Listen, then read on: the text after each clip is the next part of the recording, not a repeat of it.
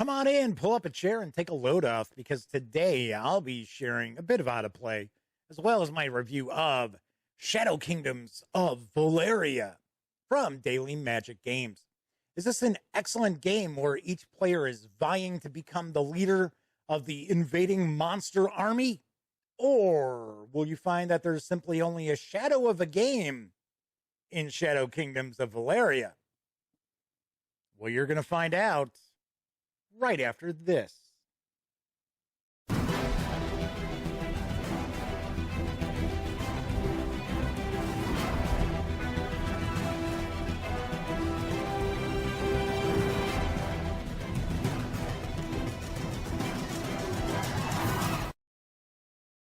Howdy, howdy, howdy, gang. Welcome once again to the Duct Tape Studios. I'm Jeff McAleer, your host here at the Gaming Gang channel. As mentioned in the open, today I'll be reviewing Shadow Kingdoms of Valeria in just a moment. But first, do want to once again thank everybody out there for all the kind thoughts and prayers they've sent my way regarding my recent triple bypass surgery. It's been almost 2 months. I'm feeling great. I'm in the middle of cardiovascular rehab right now, so that's going really well. Big thumbs up. So yes, thank you so much for those kind thoughts and prayers. They really do mean a lot to me. They really do. So today, I am going to share a bit of a how to play, as well as my review of Shadow Kingdoms of Valeria from Daily Magic Games. It's designed by Stanislav Kordonsky, with artwork provided by The Miko. The game is for 1 to 5 players, ages 14 and up, plays in around 60 to 90 minutes, and does carry an MSRP of $60. So let's swing on over to the other camera because I've got Shadow Kingdoms of Valeria set up. 2 things before we dive in. First off, the fine folks over at Daily Magic Games were kind enough to send me this review copy. But neither I nor anyone else affiliated with the Gaming Gang has received any other sort of compensation for me to share my thoughts about this game with you. These days, it's very important that you know that. Second, I actually did a Kickstarter preview for Shadow Kingdoms of Valeria. And of course, I don't provide review scores for previews because normally it is not the finished product that I'm taking a look at. I'd say about 99% of the time when I'm looking at a Kickstarter project, it's not what the consumer is going to buy. So I never feel right giving something a review score. That said, this is the retail edition of Shadow Kingdoms of Valeria, so I will be giving this a review score. In essence, each of the players is going to represent a warden who is leading monsters in the invasion of Valeria, and each of these wardens wants to be the big bad. They want to be the general of the army. And that's what each of the players are competing to do. So let's, first off, take a look at the rules here. Very nicely presented. Plenty of images. There's an example of the battle plans, which are essentially your battles that are taking place, which is super, super abstract. You're not doing any tactics or strategies or anything like that. But it's kind of funny because the battles, the layout here makes it look like, oh, wow, this is kind of complex. It's not. It's super easy to jump into. So all in all, nicely presented as far as these rules are. Didn't have any issues with them. Figured them out right away. Of course, it helped that I had played this before and did a Kickstarter preview. But even if I was taking a look at these rules for the first time, very, very clear. Had no issues with them whatsoever. So I have set the game up as a 3-player game. And we have different factions we can choose from. They're all identical except for cosmetics. But we've got orcs. We also have the undead. And gargoyles. Gnolls, and goblins. So since I usually play red, I just took the orcs. So we'll kind of tour the board a little bit. I'll explain what's going on with this as well.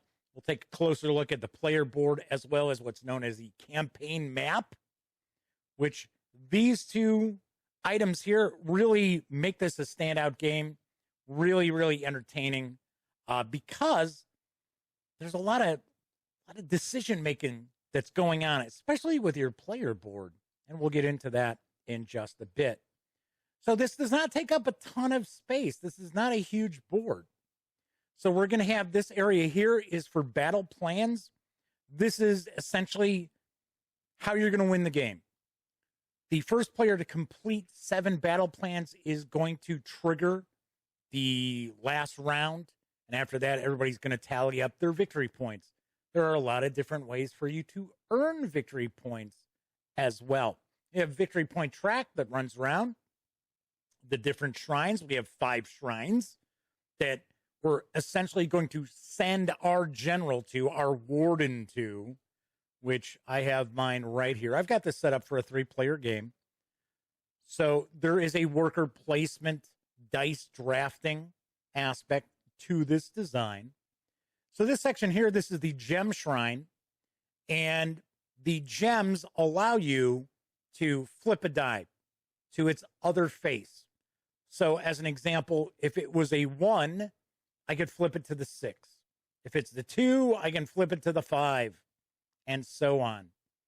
So that's how you spend gems. You can also use a gem to create a die to be a wild die, so you can change the color of the dice.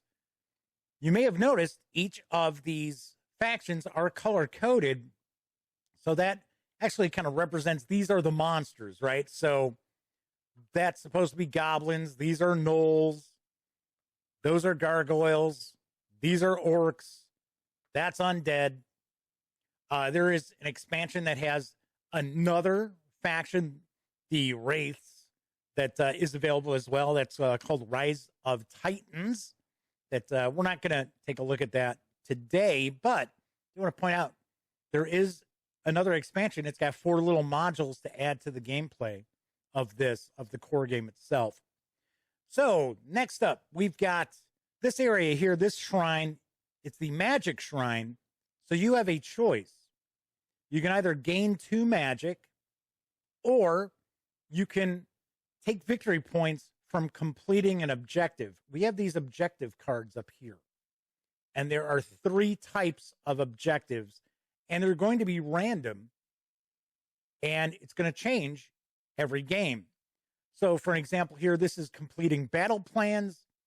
So first person to do so will get 7 victory points. Next will get 5. Next will get 4. So of course, with more players, say you're playing with 4 or 5 players, the 4th and 5th players would get the last spot. It's not only the 3. So it's the first 2 are getting the higher victory points, and then everybody else who completes that objective would get the lowest number of victory points. This is a pattern on your campaign map down here. And then this is the number of battle plans. So if you completed 6, now remember 7 is what's going to activate the end round. But here we've got 6 battle plans. First person to do that's going to get 9 victory points. Once again, as I mentioned, there are a lot of different ways for you to get victory points in this game. So next up, we have the Champion Shrine. So wouldn't be much of a fantasy game. You wouldn't be much of a leader of monsters if you weren't also getting some champions. Almost said heroes. They're monsters. They're not really heroes. They're the baddies. So you can select that shrine and pay to choose one of the champions that are out on the board. And we have 3 kinds of champions. We have instants that have a lightning bolt. We have the ongoing, which has the 2 different arrows, kind of circular. And then we have the end game, which show a little hourglass, which gives us victory points at the end of the game. So they are priced differently. So we have 1 gold, 3 gold, 6 gold, and there's also a plus sign here, which means for every hero that you've got of that type, you're going to pay an extra gold. So as an example, if I already had one instant and I was trying to recruit another instant, it would actually cost me 2 gold to do so. And I must place my hero in this shrine to do that. So for an example like these instants, this would give me 4 magic. That would give me 2 magic and 3 gold. This would give me 2 influence. Influence is super important. We're going to get to that when we talk about the player board down here. And then we've got the decks of additional champions for us to be able to use. Next, we have the Gold Shrine, which essentially, when you select a die here, I'm going to hold this up. Hopefully, this will focus fairly well so you can see it. There we go. Yes, I'm on the Sony. We're using the Sony as our overhead camera right now, so I can do things like this. Because even though I love my Panasonic G85, the autofocus is practically non-existent. So you'll notice in the lower left corner is a number. So the number in the shield is the strength of the die. So that's a number that you'll utilize with battle plans. But the little circle with the number, that's considered to be the discount. So you use this discount for various times when you're spending gold. And this also would count in the gold shrine of how much gold I can get if I were to select this die. You'll also notice in the lower right corner, there is a little icon of the sort of monsters that this represents. So this is showing that this represents the gargoyles. And those symbols actually match up to the symbols that are on these battle plans as well. So when you're selecting your dice, so for an example, here with the champions, here with the battle plans, when you select your die, you're going to get a discount equal to that number in the little lower circle. So as an example, if I took this 5, when I was going to select from here, I would get a 1 gold discount. 6 dice with 6 as the facing gets no discount at all. Of course, 1 gets 5. And remember, you can use gems to flip dice to their other face. So you will find people will be getting the 1s when they're buying battle plans or recruiting champions or trying to get more gold. And then, of course, when they need to use the dice, they can spend the gem or gems that they have available to them to flip the faces of the dice. So this is simply to get gold. That's all that happens here. And you have a track on your player board for gold, as well as magic and influence. The final shrine is our tactics shrine. This is where we're going to get our battle plans. So once again, if I were to send my general to this location, I get to select a die and I get to purchase a battle plan. And the battle plans range from 1 gold to 5 gold. And it's just random. It's not like, oh my gosh, this is a way better battle plan than this. It's just randomly seeded from the battle plan deck. So essentially, let me show you what a battle plan looks like. So we get some cool artwork. Let's see how close we can get up there. I think we should be all right. Yep. So we get some cool artwork. We get some flavor text. What is this? What's going on? What's going on with this this siege, which is what this little icon down there means. And then it's going to show us what dice do we need in order to resolve this battle plan, to successfully take part in this battle. So here it's showing that we need a knoll. I had to take a look because I couldn't really tell the knoll color, as well as an orc die. So that's what we would need to complete this battle plan. kind of give you another idea. Seize the Red Hollow. That is an ambush, and that would require 2 orcs and a gnoll. So 2 red and a brown. And we also have a clash. Turn the tide at Hobbs End, which requires a couple of red dice. Just to kind of give you an idea. So what you're going to do on your turn is, it's really normally very quick. So what you can do is you'll say, okay, so I'm going to send my general out, and I would select a die, and then I would be able to buy a battle plan. Here, I just go here, select a die, take a gem. Go here, select a die, either add 2 to my magic, or be able to claim an objective and score victory points. Here, I can basically buy a champion. And here, I can get more gold. There is a 6th place I can go to, and that's back to camp. When I go back to camp, that allows me to complete battle plans. So what we're going to do, we're going to actually take a closer look at the player board as well as the campaign map. So you're going to notice there's all these discs, these red discs on my player board. And you unlock these discs. So every time you complete a battle plan, you can unlock a location on your player board. And when you do so, it allows you to do more things. So here, this area here, this is for your champions. So until you unlock these areas, you can only have 3 champions. But you can have up to 10. You could unlock the wild ability, which allows my orc warden, I almost said chieftain, my orc warden to turn any red die into any other color. We also have the gems. So if I unlock this, I can now have 3 gems rather than just 1 gem.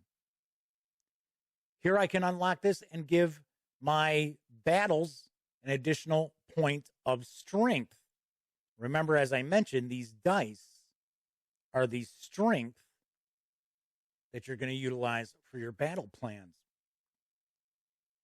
We also have dice storage. So until you unlock areas here, you can only save 3 dice. But this allows you another 2 spots so you could save up to 5 dice. Then down here we have our battle plans. This is where we'll keep our battle plans at. So this area here is where we put completed battle plans. This area here, we're going to have all of our champions lined up, even if you have an instant, which you got your benefit for, but it still counts towards that additional payment in gold. So we've got this right here where we can reserve our battle plan. So we can get a battle plan, keep it here until we've got the dice to resolve it. We can also unlock 2 more areas for battle plans. Now, one of the interesting aspects too is we get this little bonus when we reserve a battle plan here. So we get a bonus where we can spend a gold to get influence. As I mentioned, influence is very, very important because we can go up to 20 points in anything, magic, gold, influence, if we unlock this spot. Prior to unlocking this, the most we can have is 13. So we can also unlock these spots to reserve more battle plans that will also give us additional bonuses. So pretty cool. I really like this aspect of the game. I think it's pretty wild because nobody's going to unlock their player boards the same way. And it actually adds a nice variety and replayability to the design as well, because you're like, next time I play, maybe I'll try to unlock this and then do this and then maybe this. So really, really like that as well. So here we also have our victory points when we complete battle plans. And I will get to that in just a second. But before we do, let's talk about this campaign map. So each player is going to have a campaign map, and these are dual-sided, and there are 5 of them. So you're randomly going to get one of these, and then you're going to just choose which side you want to play. Every time you unlock a spot from your player board, you're actually going to take this token and you're going to place it onto your campaign map. So I'll give you a kind of an example what we'd be looking at. Okay, so here's a clash, right?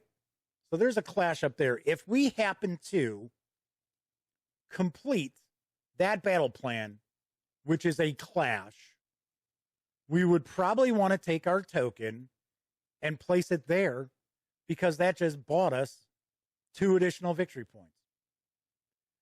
What you try to do is, for one, remember we've got this objective down here that shows a pattern on the campaign map to get more victory points.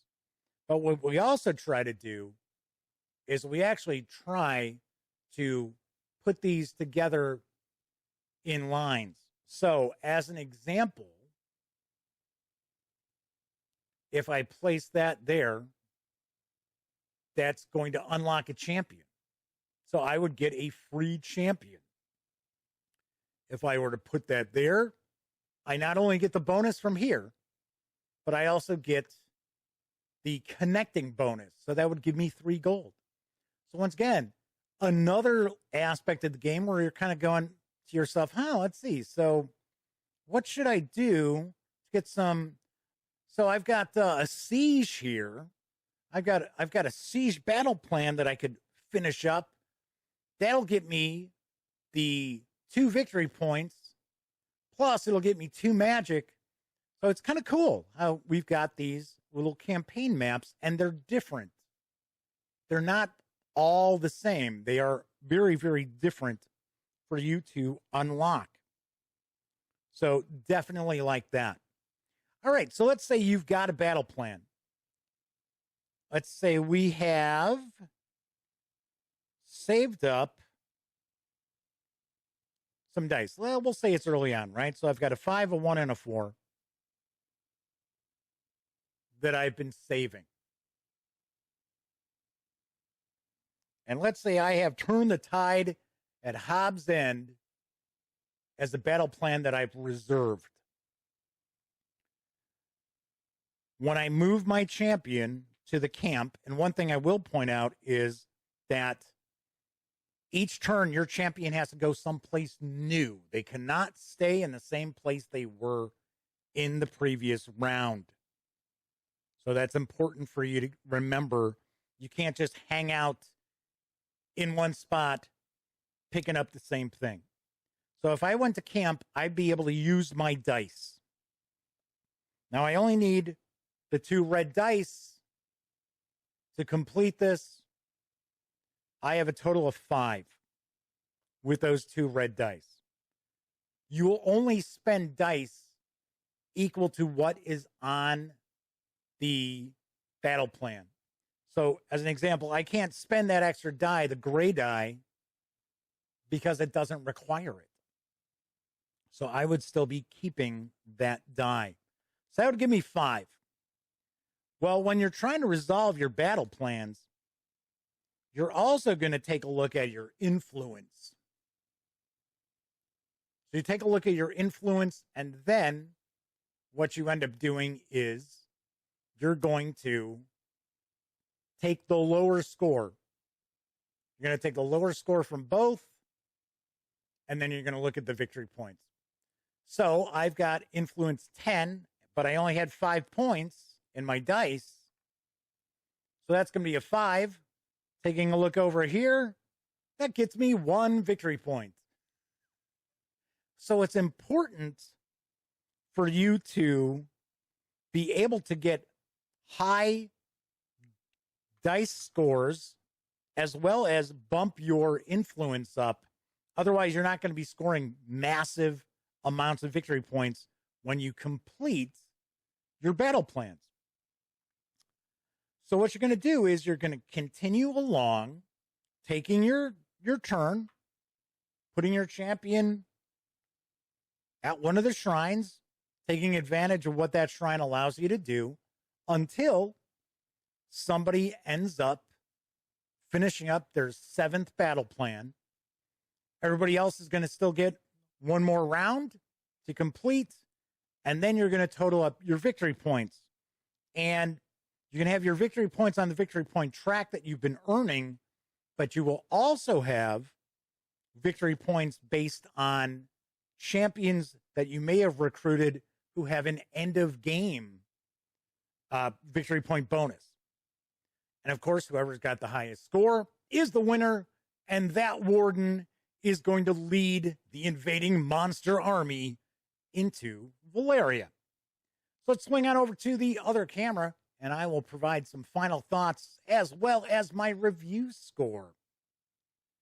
So if you recall, you may have seen my Kickstarter preview of Shadow Kingdoms of Valeria, and I enjoyed it. I think this is a fun game. I gotta say, honestly, I think this game is a blast. Component quality is really, really well done. Only thing that I might have a little concern with is the dice, because the dice are like silk screened. They're not cut. So you keep them in a draw bag. So what you end up doing is you seed the board when you start. So depending on the number of players, that's the number of dice that go into the bag. And then a different number of dice are laid out on each of the shrines. So you always have a few dice left over in the bag.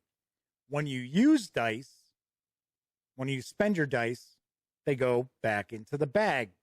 And then if you have the same number of dice in all the shrines combined, equal to the number of players, you're going to collect the dice and reseed again. You don't do that too often, but those dice are still going to be banging against each other inside the bag. Fingers crossed that they'll hold up.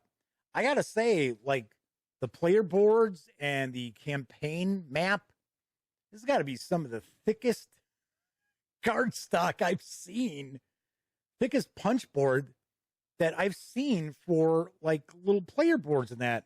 Really, really solid. The cards are nice. They do have a linen finish to them. Of course, they're going to take the standard Euro size card sleeves as well. So component quality, really nice. Already talked about the rules, made complete sense. Didn't have any issues with that at all. I think this game is going to appeal to a lot of different kind of gamers out there. Theme-wise, let's be honest. Do you feel like, oh, I'm a big bad monster and I'm leading my monsters and I'm, no, not at all. But the artwork is great and the gameplay is great as well. Utilizes a lot of different Euro game mechanics very nicely in one package and had a lot of fun. If people are expecting, well, this is going to be a game where I'm going to like plot strategies and put together tactics for battles. No, that's not what this is. But that's a selling point for a lot of people because there are a lot of gamers out there who don't want that. They like the theme.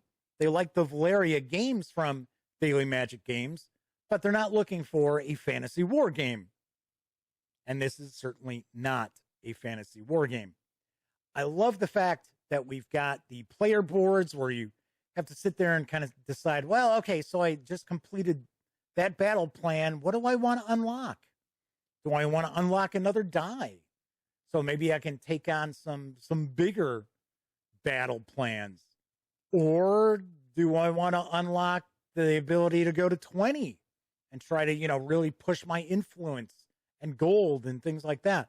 A lot of cool little decisions to be made regarding the campaign map as well.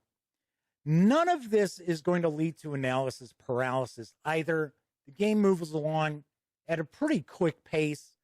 Only time it slows down a touch, and not much, is when players are completing their battle plans, because they have to set their dice, they can spend their gems, they can spend magic, and then, of course, they've got to total up either their strength or their influence, whichever is lower, and then get their victory points from that. But it's really fast. It's not, that's like the slowest thing that happens in this game.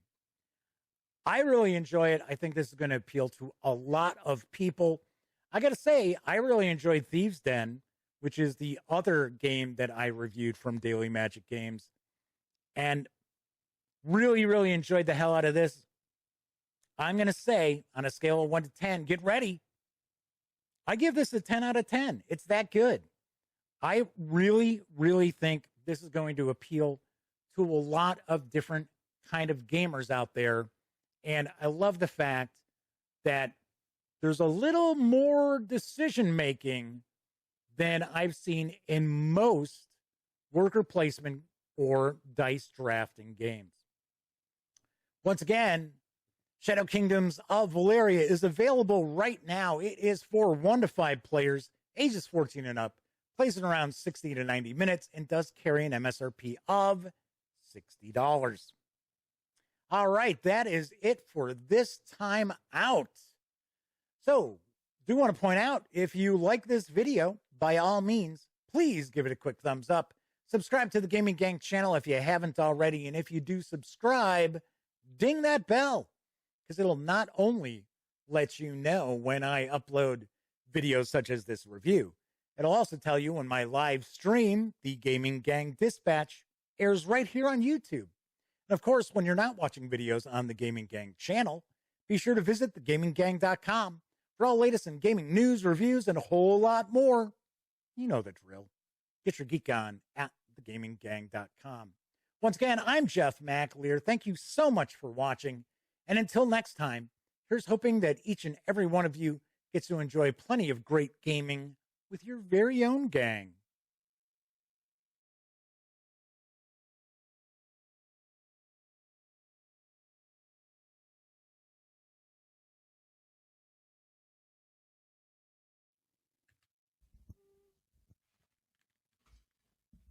Oh, you're still here. Well, while you're kicking it, how about subscribing to the Gaming Gang channel, or seeing the latest episode of the Gaming Gang Dispatch, or finding out what YouTube recommends you check out here at my channel. And of course, don't forget, get your geek on at thegaminggang.com.